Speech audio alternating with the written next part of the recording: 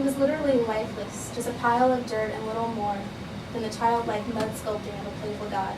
And somewhere in the sandcastle man was a heart of stone. And then God moved from play to creation. God leaned over, opened his mouth, and breathed life into the pile of dust. The motionless, lifeless pile of dirt quickened, and gasping, coughed up dirt as his stone heart became flesh and began to beat.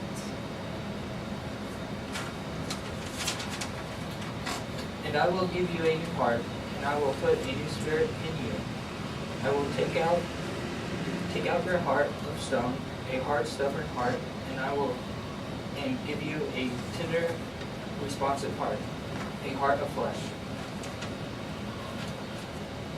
Jesus had been lifeless for 3 days. The blank stare in his eyes penetrated their souls as they stepped away from the tomb they laid him in on the darkest night in history, even darker than before God created the sun to shine or the moon to reflect its scorching glow.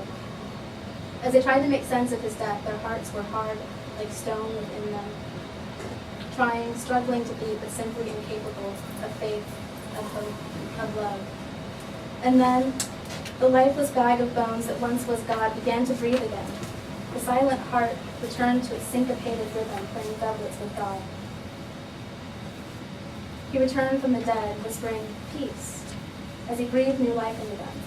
They gasped with compassion as though they were breathing for the first time, and coughed up doubts, making room for fresh air and hope to flow into their lungs. Their stone hearts became flesh, joining with the rhythm of God's eternal heartbeat. And I will give you a new heart, and I will put a new spirit in you. I will take out your heart of stone, a hard, stubborn heart, and give you a tender, responsive heart, a heart of flesh. We were lifeless, just a pile of bones rushing from place to place, empty eyes burned black with commercials, movies, television, and too many ads with children pleading for food for us to metabolize. We were dead men walking in a world with zombies, people in the shape of humans, but really not, as our hearts turned to stone. And now the God who breathed life into Adam and his animating spirit into the disciples is breathing life on us. Our lungs, long in entropy, fill, and we gasp, coughing out numbness to the world around us. Faith, hope, and love pulsate through our veins as our hearts begin to beat in time with the very heart of God.